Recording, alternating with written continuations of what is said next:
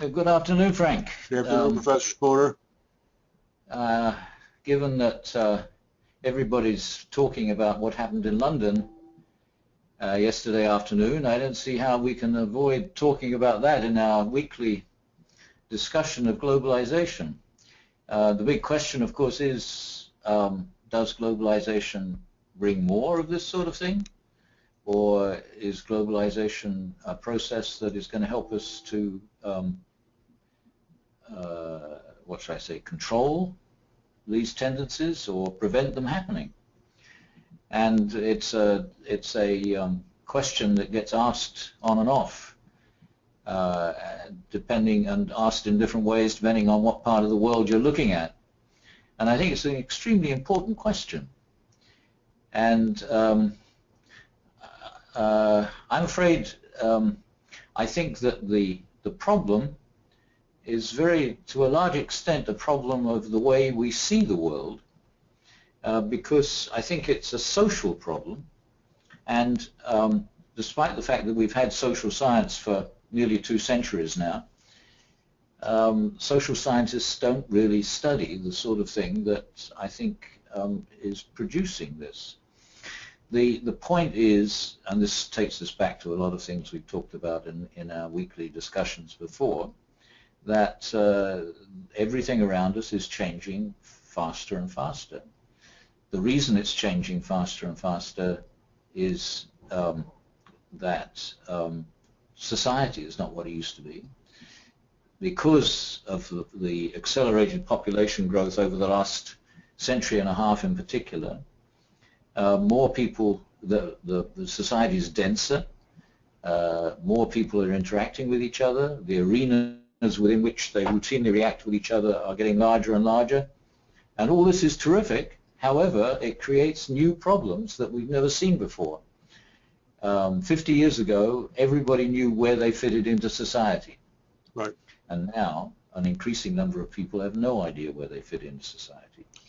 And some of the people who have these problems of identity and social belonging react in the way that Masood did, this 52-year-old a person in England who was presumably the son of immigrants, but was born in England and has lived there presumably for 52 years, but doesn't know how to belong to English society.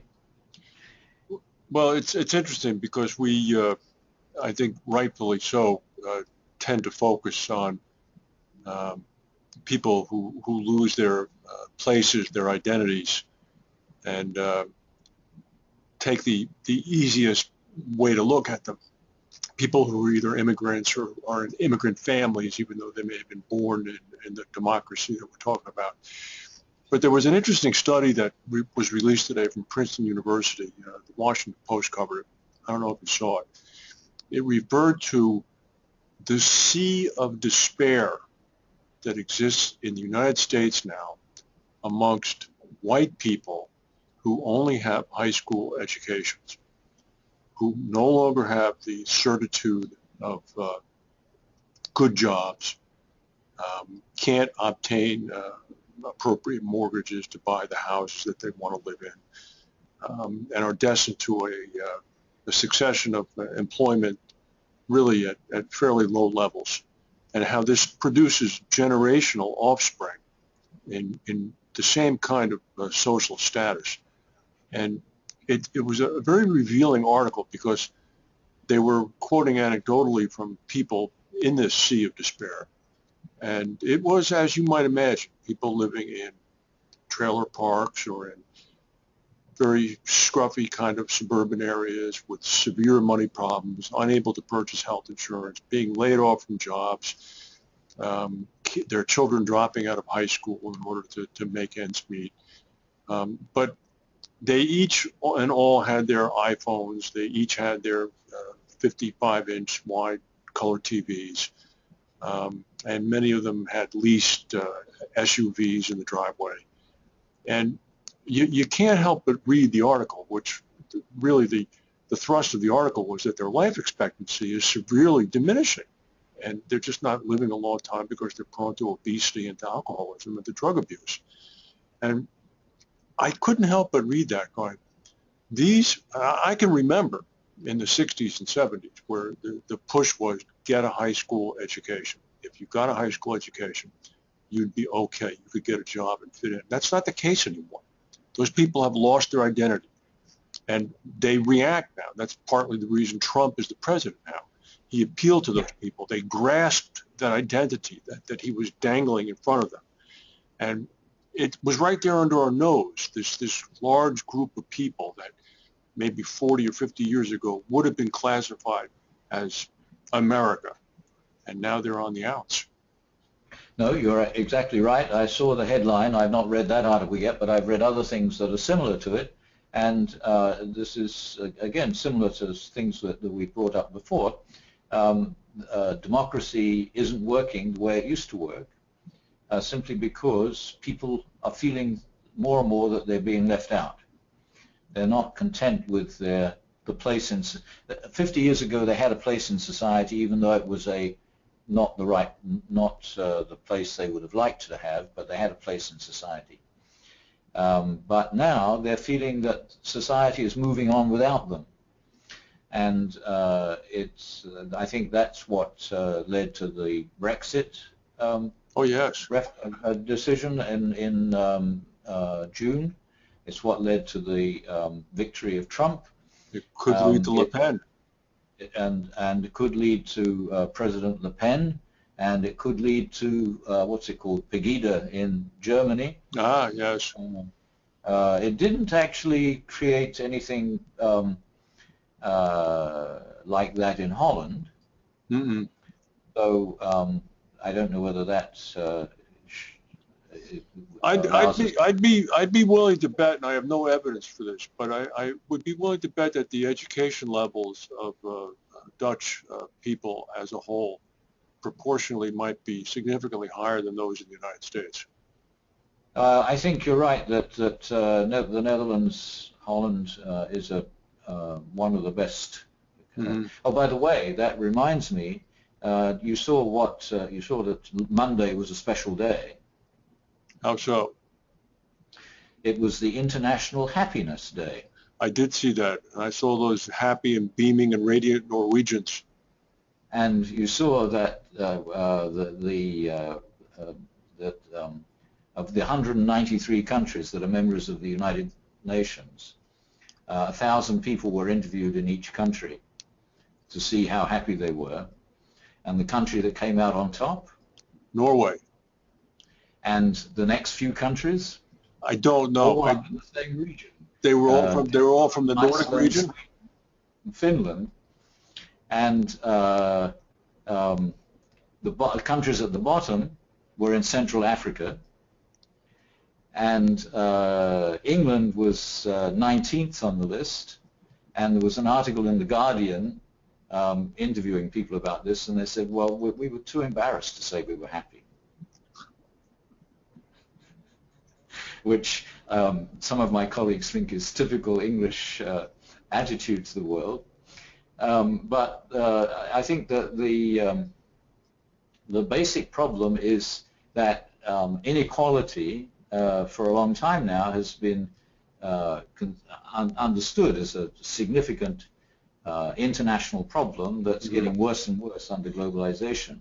But it seemed to be simply a problem of economics, of finance, of what people are able to earn and accumulate. But I think it's being gradually understood in more and more detail that it's not primarily an economic problem. It's a problem of information. It's a problem of education. It's a problem of feeling that you are part of the what should I say, the network society. Correct. Correct. Information is being exchanged all the time. Correct. And you know, go ahead. Excuse me. And this is the sort of thing that none of the countries that are what should I say, economically more progressive in the world have any idea of what to do about. In a funny way, though, Professor, Putin spotted this long ago in appealing to those nativist Russian instincts a decade ago, and really capitalizing on that and making sure that that base remained impervious to threats from intelligentsia or Western interests. And now the Western democracies are faced with these indigestible masses in their stomachs. That what can they do about it? I mean, you can't regurgitate up, if you're the United States, tens and tens of millions of Caucasian uneducated white people, no more than you could regurgitate up the 15 or 16% of the population that's African American. I mean, they have to be dealt with. They have to be addressed. And I don't see how that can be done. We've got to somehow leave behind the Thatcher period, in which, because remember Thatcher said there's no such thing as society. I remember that headline. And the problem is that society used to work very well because the rate of change had not been too great to disrupt the order that we had. It had been incremental. And we've got to now, the governments have got to have policies that look at the way the society is formed, not just the way the economy works or the way the political system works, but the way people are included in a national, or ideally soon it'll have to be greater than national, system in which everybody is part of an arena of interaction, and because we're a social species. We are a social species, and I understand all of these thrusts that you're outlining. But let me just make a suggestion. It's not too great a distance from what happened in London yesterday, from somebody who's a first-generation Englishman from an immigrant family doing what he did. It's not too far from that to having somebody in the United States who is a third or fourth or fifth generation Caucasian person who feels he or she is underemployed and undereducated and being passed by. It's not too far from one of those people doing something as what happened yesterday. Yeah, and I mean, it's. I thought that the English reaction to what happened was very interesting. It's the first time something like that has happened in England since 2005, the bus incident. Right. It was very similar in nature to what happened in Nice and in Berlin in the previous year. It wasn't as bad as those situations. It was managed very efficiently, and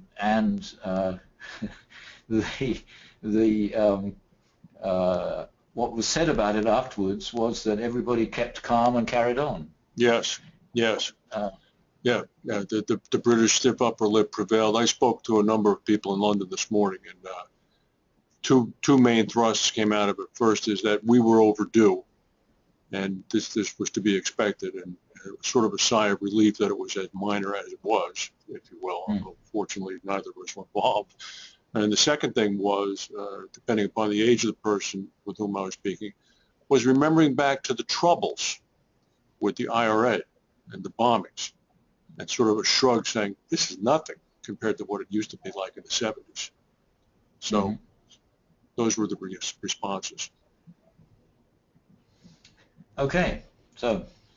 Well, we'll hopefully not be talking about a terror incident next week. I hope not. All right, Professor. Thank you very much. See you next week. All right. Bye. Bye.